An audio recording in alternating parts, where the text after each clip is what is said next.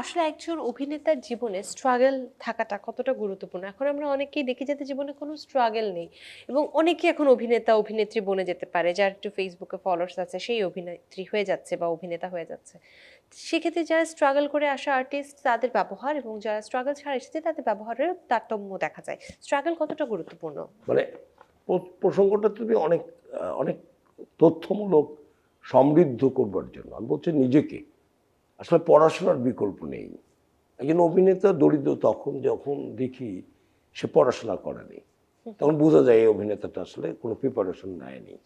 অভিনেতা মানে শুধু অবজারভেশন করবে, ডায়লগ দিবে, এটা না তো।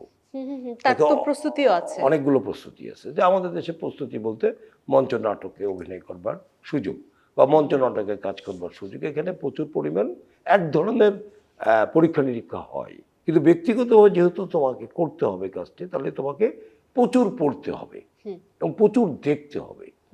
পড়ার বিকল্প নেই।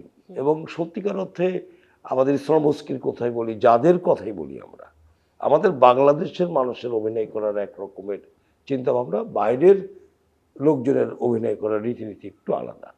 তো আমাদের দেশের মানুষরা, অভিনেতারা কি কি করবে, তাহলে আমাদের এই উপমহাদেশে মানে আমাদের এই ভারতবর্ষে বা আমাদের এই চিন্তার আলোকে প্রচুর পুরানো ঐতিহ্যগতভাবে আমরা নিজেদের কিন্তু আমরা স্বাবলম্বী করেছি আমাদের উত্তরাধিকার দিয়ে যদি দেখি আর কি। তাহলে কি করেছে? তারা পড়াশোনা করেছে, তারা প্রচুর গবেষণা করেছে, নিজেকে প্রস্তুত করেছে একদম। এবং দরিদ্র মুক্ত করেছে। এখন একটা ভাইরালে একটা অশ্লীল শব্দ দিয়ে হতে পারি, প্রচুর জনপ্রিয় হতে পারি, এতে কিছু যায় আসে না।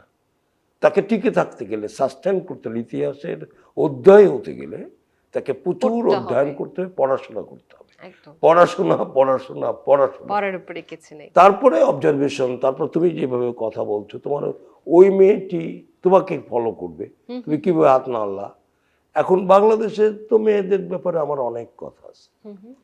কবিতা, সাহিত্য, রাজনীতি, এইসব ব্যাপারে আমাদের মেয়েদের এখন অবশ্য ইন্টারেস্ট হচ্ছে, কিন্তু ব্যাপক ইন্টারেস্ট হওয়া উচিত।